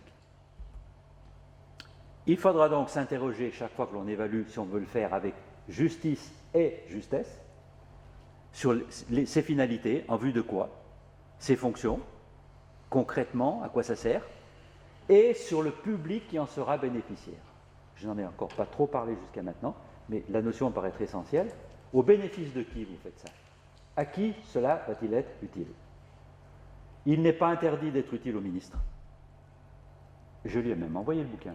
Je l'ai vu, il est venu à Grenoble avant d'être ministre, Payon. J'ai vu qu'on avait pratiquement fait la même chose. Alors je suis allé le voir, et il s'intéresse beaucoup à l'évaluation. Il a parlé d'évaluation formative. C'est quelqu'un qui s'y connaît, qui sent... Et donc il m'a dit, vous envoyez le bouquin. J'ai envoyé, mais je n'ai pas eu d'écho. Mais il a tellement d'autres activités maintenant. depuis qu'il est ministre. Voilà, mais on peut être utile au ministre, on peut être utile au président de l'université, il faut. On peut être utile à ses collègues enseignants-chercheurs, il le faut. Mais peut-être faudrait-il au moins ne pas oublier d'être aussi utile aux étudiants. Et c'est bien ce que vous espérez, être utile aux étudiants. Donc, les attentes appréciées du point de vue de l'utilité pour les étudiants doivent devenir centrales comme attente permettant de construire un dispositif d'évaluation. Ça devient peut-être plus clair sur les attentes, hein, voilà, sur celles-ci. Alors, je passe sur les fonctions de l'évaluation scolaire pour dire que peut-être, si l'on veut réduire les grands usages sociaux de l'évaluation à deux, il y aurait toujours deux tendances, il y a deux grands camps. Il y avait deux clans dans la famille. C'est une chanson de Jean Ferrat qui parle de il y a ceux qui étaient pour Tino Rossi et les autres. Il y avait deux clans dans la famille. Et bien là, il y a deux grandes tendances. Ceux qui pensent qu'évaluer, c'est plutôt pour rendre des comptes au service d'un responsable qui va juger. Et puis ceux qui pensent qu'évaluer, c'est plutôt être à l'écoute pour promouvoir des développements au service du public concerné qui serait éclairé. Mais ça peut très bien être les deux. Ce sont deux grandes tendances. Par pitié, n'oublions pas la deuxième. N'oublions pas la fonction accompagnement. Voilà. Quand y a-t-il un mauvais usage de l'évaluation ? Premièrement, quand on ne respecte pas les règles d'une saine méthodologie. Alors bon, il faudrait les établir. Je pensais en dire deux mots avant la fin, peut-être rapidement, mais la règle essentielle étant, il y a une règle essentielle. Évaluer, c'est se prononcer sur la façon dont des attentes sont satisfaites. La première règle, c'est de connaître ses attentes. Voilà. Si vous avez compris ça, c'est vous avez tout compris. C'est par rapport à ces attentes que vous saurez où il faut aller faire des observations et quels indicateurs éventuellement retenir pour formuler un jugement d'acceptabilité en comparant une situation désirée, but, et une situation actuelle. Tout simple. Il y a mauvais usage quand on ne respecte pas les exigences éthiques minimales. Alors quelles sont-elles ? Là, ça va être un tout petit peu compliqué, mais à peine. C'est la troisième partie du bouquin qui est entièrement consacrée à l'idée d'une évaluation démocratique. Est-ce qu'on peut faire une évaluation démocratique ? Réponse très rapide, oui. C'est l'évaluation qui sera utile au plus grand nombre. Le ministre, il est un. Bon, on peut penser que ça va être utile aux autres s'il fait une bonne politique. C'est vrai, c'est vrai. Il faut être juste. Ça sera utile au plus grand nombre. Mais les premiers plus grands nombres, le premier prochain qui est utile, c'est l'étudiant. Donc au plus grand nombre. Et si j'abandonne les plus démunis, c'est-à-dire ceux qui échouent, là, c'est à peu près sûr qu'éthiquement, ça n'ira pas, ça, monsieur. Voilà. Ou quand on fait de l'évaluation, un moyen au service de fins contestables. Par exemple, éliminer les mauvais vendeurs, opérer un conditionnement idéologique. Par exemple, en forgeant des âmes catholiques. Par exemple, en voulant absolument faire de tous les citoyens français des acteurs particulièrement actifs dans le domaine de la concurrence, en particulier internationale, afin que nous puissions toucher l'excellence. Une notion creuse s'il en est. Je n'ai jamais vu une notion plus creuse que celle d'excellence. Voilà. Point 2. Il reste 2, 3, 4. Vu l'heure à laquelle on est... Mais, alors, je vais aller plus vite, et je ne donnerai peut-être pas trop d'exemples, mais l'essentiel était de comprendre ce que j'espère nous avons compris grâce au premier. Est-ce qu'il faut résumer ? Moi, j'ai bien de temps en temps faire des résumés. Je résume. L'évaluation est une nécessité. Évaluer, c'est s'inscrire dans un mécanisme de surveillance qui me fait prélever de l'information en retour pour ajuster mon action par rapport à un but. Pour progresser là-dedans, il faut mieux connaître le but, bien surveiller et avoir à sa disposition une palette d'actions possibles. Palette d'actions possibles, c'est plus l'évaluation, c'est l'action. L'évaluation mieux et claire. Cet effort pour s'éclairer est d'autant plus difficile à faire que je suis tenaillé en évaluant entre deux pôles, celui de la mesure, mais je ne peux pas mesurer, et celui du jugement, mais le jugement ne peut pas être un pur jugement de valeur, il doit se fonder sur des constats. Voilà. Avec le risque d'usage qui constitue véritablement des dérives condamnables, et sur le plan méthodologique, et sur le plan éthique. Voilà le résumé. Malheureusement, aujourd'hui, l'évaluation devient obsessionnelle. Cette obsession ayant des effets dévastateurs, un climat de stress qui peut rendre fou, et cette obsession se déployant dans un climat idéologique préoccupant. Alors je vais directement, je pense que c'est à peu près visible, évident, que l'évaluation soit devenue obsessionnelle, mais c'est la folie des notes. Je citais, où est-ce que là, un petit texte de Dubay, François Dubay, qui écrit ceci à propos du collège. Obsession évaluative. Pourquoi cette omniprésence des interrogations et des contrôles, conduisant parfois à y consacrer un cours sur 4? Outre le stress qu'elle peut nourrir chez les élèves les plus fragiles, cette évaluation n'est pas conçue dans une logique d'amélioration permanente, mais dans une logique de compétition stressante. Je suis tout à fait d'accord avec lui. On est actuellement dans ce climat dominant de stress. Alors ça peut avoir des effets dévastateurs, humiliation, suicide, ça peut rendre fou. Alors un ou deux exemples simplement. Pour une histoire de mauvaise note, dans le Calvados, un enfant de 11 ans se pend à son domicile. Ça, j'ai lu ça dans le Dauphiné libéré du samedi 14 janvier, c'est récent, 14 janvier 2012. On peut faire, pardonnez-moi là, on ne peut que s'en sortir par l'humour noir. Hein. Ça peut donner des choses du genre. On peut encore faire mieux, si je puis dire. Poitiers, 27 mai 2010. Il a été condamné à 2 mois de prison avec sursis. Ce père de famille avait fait manger à son fils collégien son bulletin de notes. Hein? Plus grave, il l'avait également frappé, énervé par ses mauvais résultats. Ça se passe mieux depuis cette histoire-là, je ne l'ai plus frappé, a expliqué l'accusé devant la justice. Il devra payer 1 euro de dommages et intérêts à son fils. Non, mais il y a des choses, alors moi je collectionne ça, parce que l'évaluation peut rendre fou, et il faut échapper à la folie. Dans le climat obsessionnel aujourd'hui, j'avais mon exemple prototypique. Alors tous ceux qui trafiquent les notes, mais qui trafiquent ahurissant, les gens qui repassent le certificat d'études pour le fun, à 60 ou 70 ans, ils vont tricher. Ils vont tricher. Alors où est-ce qu'il est celui-ci qui triche? Une vingtaine d'adultes se sont amusés à passer le certificat d'études à Versailles dans l'Aude, c'est où je passe mes vacances, sous l'autorité d'un instituteur à la retraite. Si l'un d'eux a obtenu 17,5 de moyenne, un autre a coiffé le bonnet d'âne, il avait fraudé, dérobant les sujets d'examen au domicile de l'instituteur. Dernier exemple, mauvaise note, ça se passait en 2000 à Téhéran. Sama, une jeune iranienne de 10 ans, pourtant bonne élève, était revenue de l'école avec une note de seulement 16 sur 20. Seulement, son père n'a pas supporté et l'a battue à mort, après lui avoir lié les mains. Elle aurait pu se défendre, hein, il a eu raison, il a lié les mains, battu à mort. Il a été emprisonné. Donc, pardonnez-moi, mais je maintiens que l'évaluation peut rendre fou, surtout si elle se déploie dans un climat idéologique préoccupant. Alors, cette fièvre de l'évaluation a gagné l'école et l'université, en omniprésence des interrogations. On évalue dès l'école de maternelle.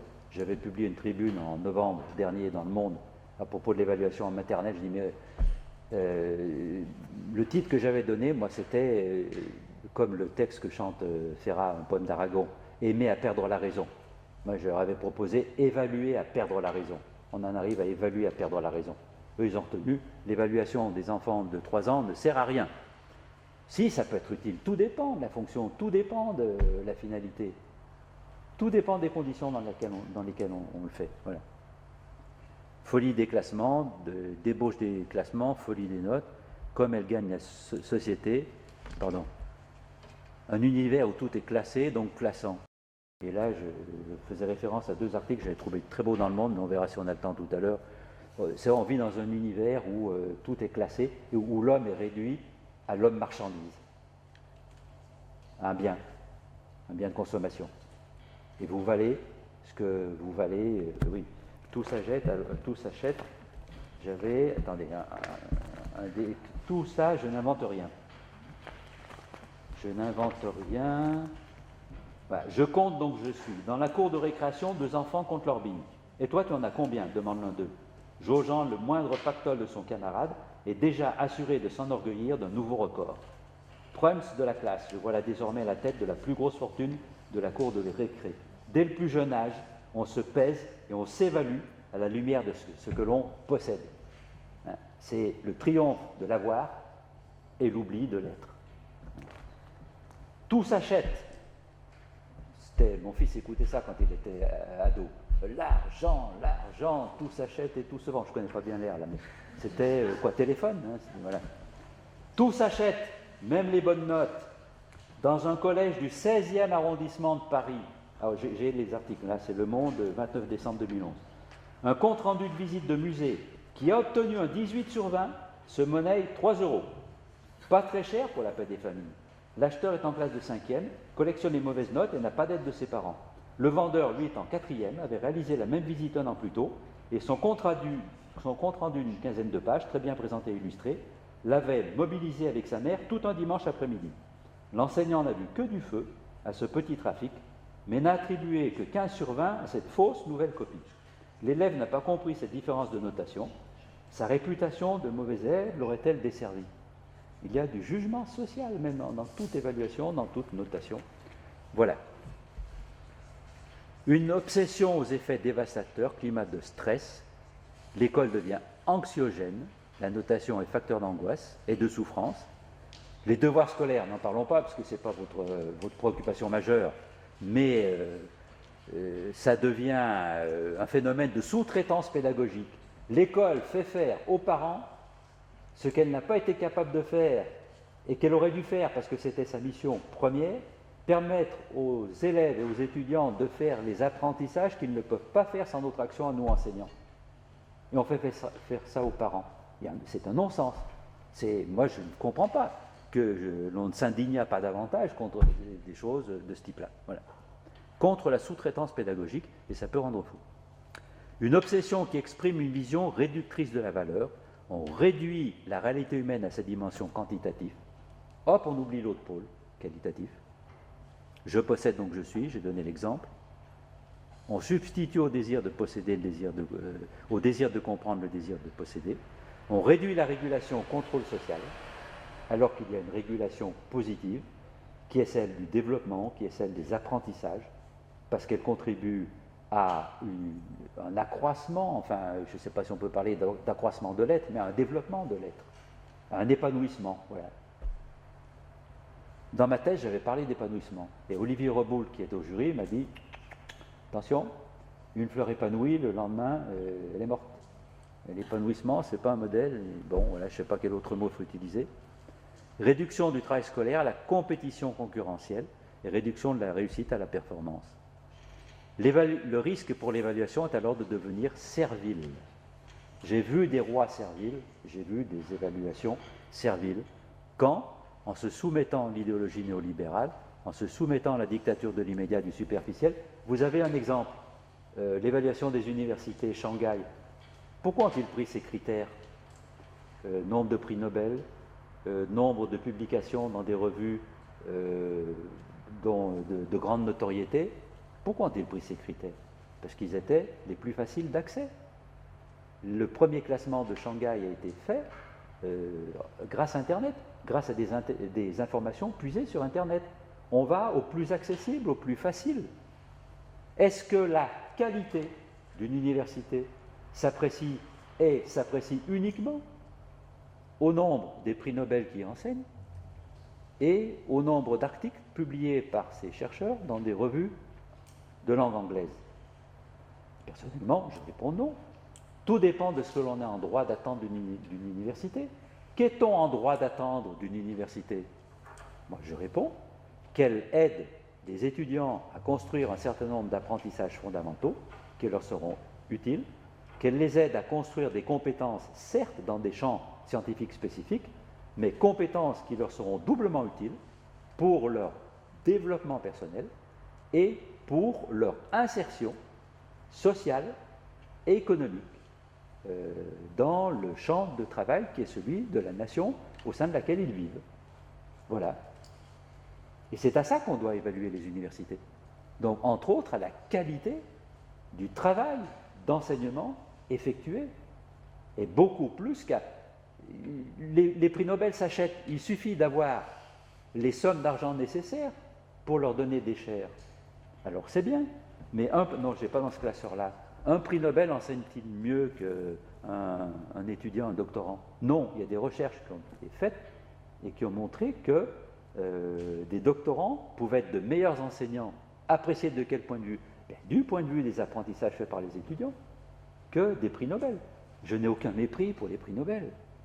Ce sont des chercheurs de très haut niveau, des gens qui pourraient, et qui sont sans doute d'excellents enseignants, mais il faut apprécier l'excellence de leur travail d'enseignement et pas penser a priori que l'émargement d'un prix Nobel dans une université est un signe de qualité pour cette université. Voilà. Donc on se soumet à la dictature de l'immédiat, du superficiel. Oui? L'évaluation, ça pose la question des critères. Oui. Et alors moi, ça m'interroge parce que comment se détermine la définition des critères? Est-ce qu'on peut évaluer sans avoir soi-même déterminé ces critères-là? On ne peut pas évaluer sans critère. Le critère spécifie ce que l'on estime être légitimement en droit d'attendre d'eux. Ce que l'on estime être légitimement en droit d'attendre d'eux. C'est ça qui servira de critère qui permettra de trancher. Alors, ce qu'on estime être légitimement en droit d'attendre d'une université. Qui va en trancher? C'est toute la question du légitime. Dans le cadre d'une évaluation démocratique, ça c'est la troisième partie du bouquin, c'est l'ensemble des citoyens. Et normalement, l'ensemble des citoyens sont les députés, le gouvernement. Dans une démocratie représentative. Est-ce le meilleur système? Là, après, je ne sais plus. Hein, c'est le moins mauvais pour l'instant, c'est sûr. Sinon, mais c'est l'ensemble des citoyens qui disent à quoi doit servir l'hôpital? À quoi doit servir l'armée? En faut-il une? Et à quoi doit-elle servir? Oh, on a failli rouvrir le débat. Sous-marin, la nucléaire, vous voyez, et puis, pof, il a replongé aussitôt. Hein. Rocard en a eu un, et puis on a du mal à ouvrir ces débats.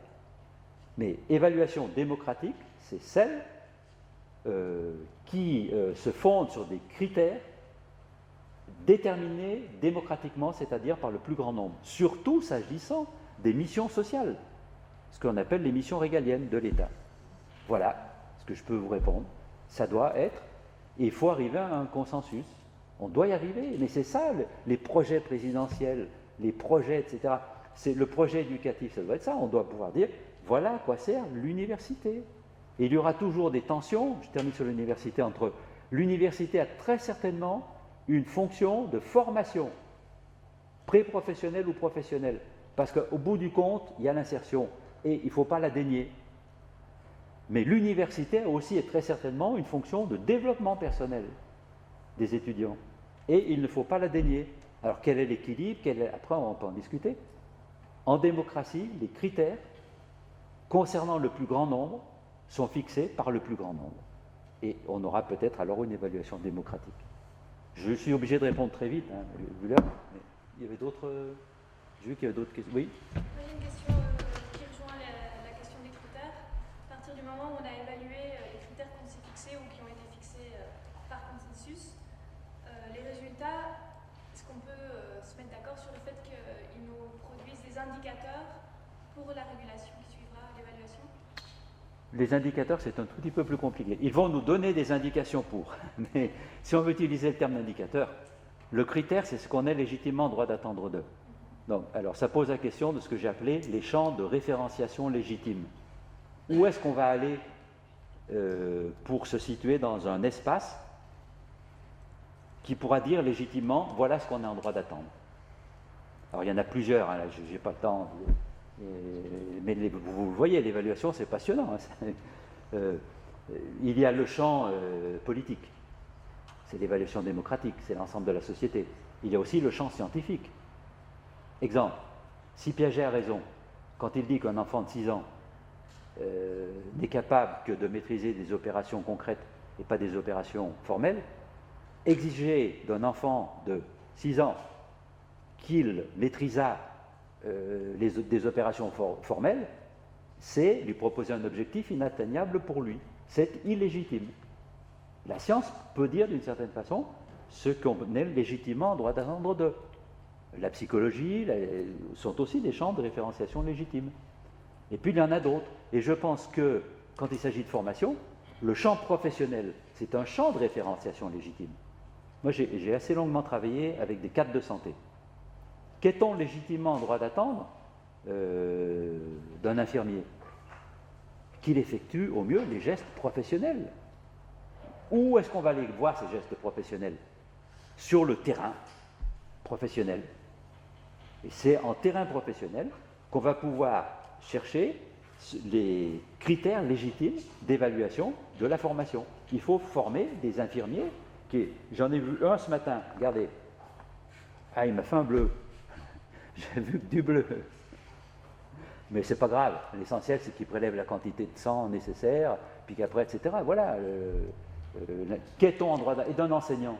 Mais il faut aller voir sur le terrain professionnel. Ça veut dire quoi enseigner aujourd'hui? Et enseigner à l'université. Et si je n'y vais pas, je ne pourrais pas savoir les critères légitimes. Il y avait encore autre chose dans votre question qui était? Les indicateurs. Ah, les indicateurs, pardon. Quand je sais le critère, par exemple, les infirmiers, ils doivent être capables de, etc. Il y a un certain nombre de familles de gestes à faire chez les infirmiers. Je ne sais pas, prélever du sang, laver, faire soins d'hygiène, j'imagine, hein, très vite. Ben, dans chaque champ, à quoi je vais voir qu'il sait bien faire? À quoi je vais voir qu'il prélève du sang? Mais par exemple, il reste du bleu. Ça, c'est un indicateur. Voilà. Un indicateur, c'est un élément d'information qui peut être constaté, qui pourra être éventuellement mesuré. Vous avez laissé un bleu d'1 centimètre, de 2, etc. Hein. La mesure pourra intervenir là. Mais il n'y a d'indicateur que par référence à des... Il n'y a jamais d'indicateur seul. Un indicateur tout seul, ça n'indique rien, ça n'a pas de sens. C'est quelque chose qui donne du sens par rapport à une attente. Qu'est-ce que j'attendais? Qu'il prélève du sang en quantité... Alors, l'indicateur, ce sera est-ce qu'il a bien rempli c'est comment on appelle ça, ces bobines, là, ces tubes. Est-ce qu'il a bien rempli ces tubes? Il y en a suffisamment. Voilà, ça sera un indicateur. Des indicateurs, c'était un champ de compétences essentielles pour l'infirmier, c'était l'hygiène, pour lutter contre les maladies nosocomiales. Alors, le lavage des mains, est-ce que ça a été bien fait? À quoi on va le voir?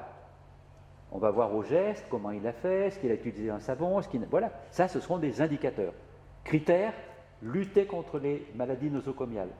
Indicateur, quantité de savon dépensé. Ça sera... Mais par exemple, quantité d'antibiotiques utilisés, c'est un indicateur de quoi? Est-ce qu'il faut en dépenser beaucoup ou peu? Alors on peut penser peu, parce qu'il y a un usage abusif des antibiotiques. Mais insuffisance d'usage d'antibiotiques quand il faudrait, c'est peut-être qu'on en manque, on n'en a pas assez, on a un hôpital d'Afrique où, en soi, un indicateur n'a pas de sens. Il ne parle que s'il est rapporté à un critère. C'est clair? Il nous reste 5 minutes pour finir ça. Alors, est-ce que... Bon, je vais passer vite sur l'idéologie dominante parce que il me semble que... Voilà, j'ai résumé. L'extension du domaine de l'évaluation s'est effectuée dans un contexte idéologique marqué, celui de l'idéologie néolibérale, actuellement dominante, où est méconnue, voire bafouée, l'exigence du respect de la dignité de la personne humaine, volontiers réduite à sa dimension de marchandise. Alors j'avoue qu'il y a là une forte dimension philosophique et peut-être aussi idéologique. Voilà. N'empêche que, j'ai essayé de voir, et j'ai vu que ce qu'on m'avait annoncé, c'était efficacité-résultat, c'était saine concurrence, c'était compétitivité, c'était performance, c'était rentabilité, et qu'en réalité, ça voulait dire politique du chiffre, qui se traduit par les suicides. Ça veut dire élimination des faibles, qui se traduit par, on laisse dans le fossé la grande masse des étudiants, 150 000 qui sortent sans diplôme. Voilà. Ça se traduisait par enrichissement des plus cupides. Ça se traduisait par excès et dérive. Et pour rester dans la performance, on parle de dopage pour les amateurs. Vous vous rendez compte? Les amateurs. Alors maintenant, j'ai peur. Notre fils, maintenant, il est responsable d'un labo au CEA à Grenoble. Dans son labo, tous les ans, ils font un col hors catégorie à bicyclette. Et puis, bon, ils s'entraînent et tout. Je dis, mais est-ce qu'il ne va pas Et j'espère qu'il va échapper à ça, qu'il ne va pas arriver à se doper pour battre les autres. Classement, toujours. Classement négatif. Voilà, bon.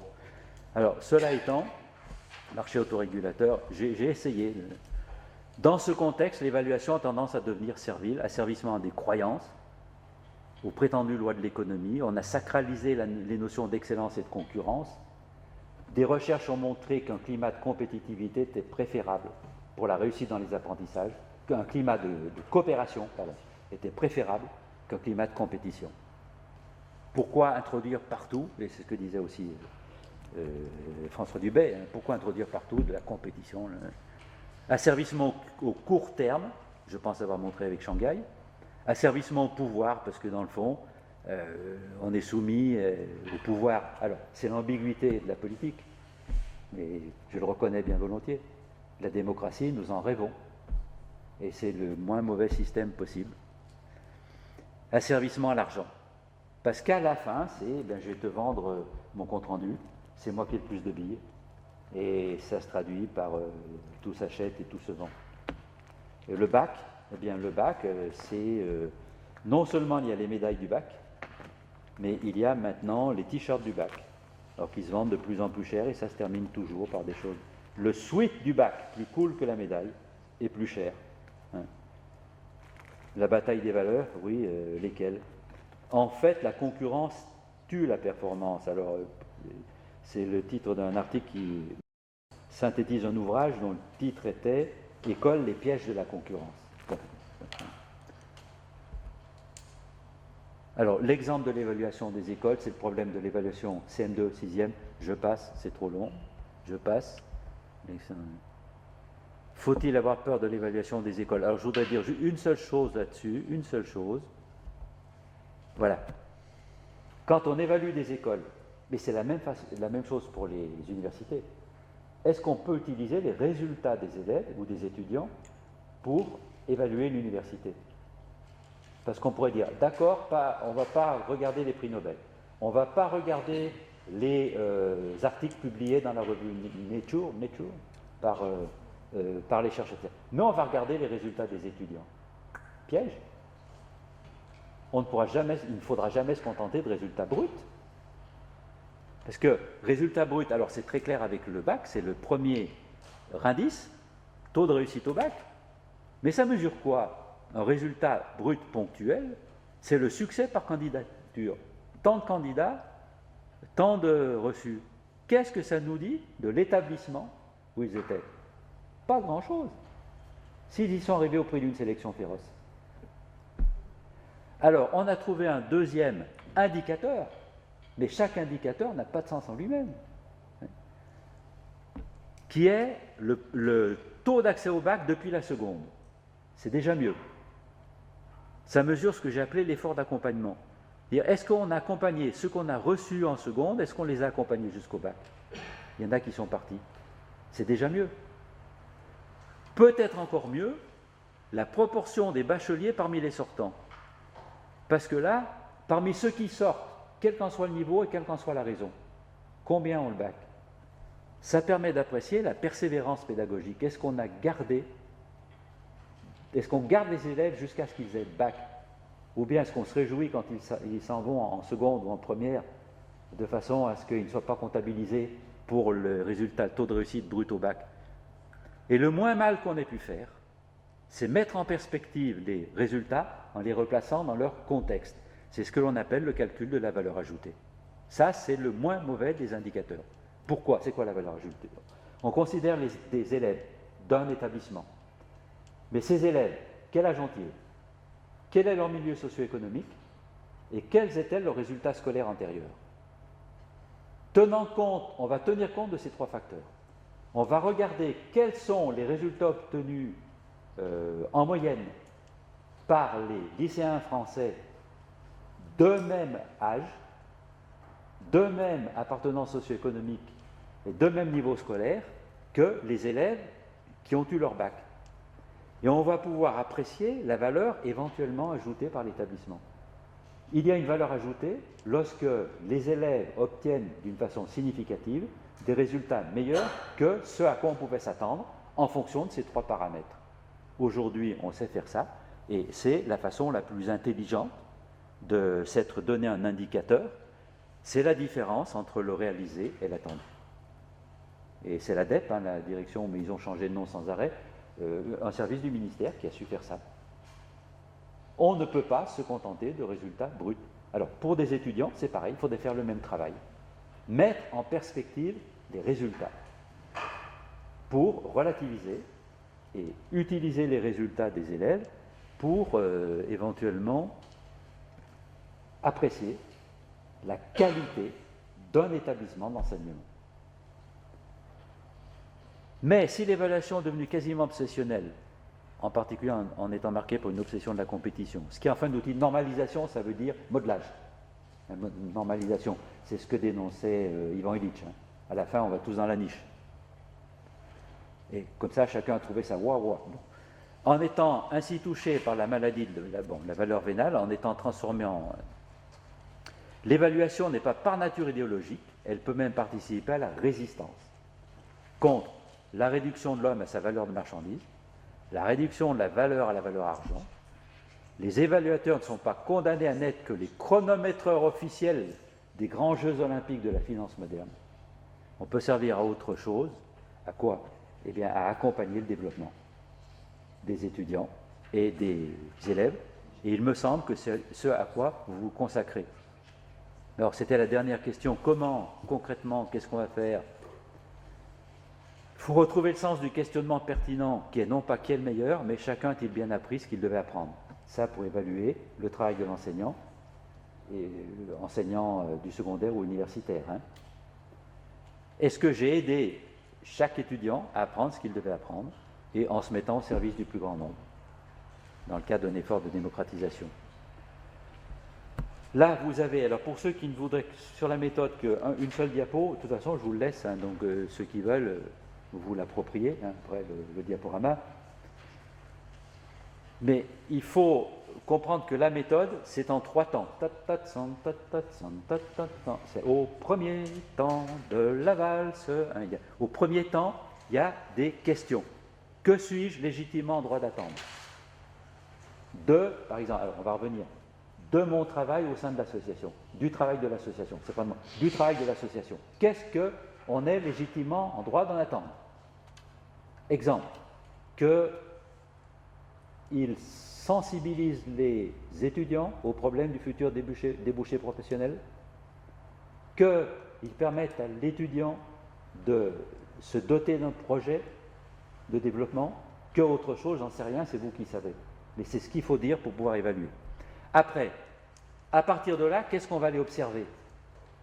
Peut-être l'insertion professionnelle, ou,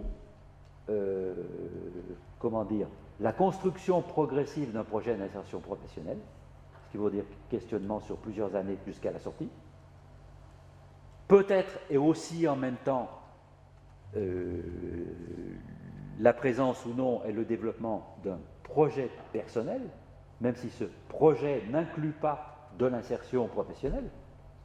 Il pourrait y avoir des projets de développement, enfin, je ne sais pas, moi, si je veux devenir moine. Plus maintenant, au même moment, je disais, ben, ce projet-là, alors il y a une insertion professionnelle si on veut, mais enfin, l'essentiel c'est le développement de l'être, c'est la spiritualité, c'est j'en sais rien, c'est, hein, voilà. Et troisième question, à quoi verra-t-on que l'attente est satisfaite ou non? C'est là qu'il y a des indicateurs, qu'il y a des signes. Il y a du bleu, il n'y a pas de bleu, il y a, voilà. Et on définit, oui. Les critères sont entre la 1 et la 2. Oui. Oui. Le critère est à la fin du 1. À la fin du 1. C'est en fonction du critère que je vais aller voir ça, que je vais aller dans un espace d'observation. C'est en fonction du critère. Et la bonne démarche, elle est comme ça, démarche descendante. Voilà. Vous avez tout compris. Si vous avez ça, alors on est quasiment au bout. Ben, en conclusion, il faut retrouver le sens de l'accompagnement et de la promotion. Mais je reviens chez vous. Hein. La première façon d'être utile en évaluation comme ailleurs est de ne pas nuire. D'où les 2 règles d'une éthique minimale, parce qu'ils avaient comment savoir ce qui est bon. Alors moi j'ai travaillé, je suis allé voir Kant essentiellement, puis des gens plus contemporains, Ruven, Augien, qui a défendu l'idée d'une éthique minimale. Et pour lui, il y a une seule règle, ne pas nuire aux autres. Ne pas se nuire à soi-même, pour lui, ce n'est pas une règle éthique. Je fais ce que je veux avec mon corps. Je me prostitue si je veux. Je pense qu'il n'a pas tout à fait tort. Mais moi, je pense qu'on a aussi des devoirs envers soi-même. Et par exemple, j'ai le devoir de faire fructifier mes talents. Pour moi, c'est un devoir envers moi-même. Mais bon, Ruven Ogien ne pense pas pareil. Alors, il me semble qu'il y a une règle minimale qui est « neminem laede », ne fait de mal à personne. Vous avez compris, l'évaluation fait trop souvent trop de mal à trop de gens.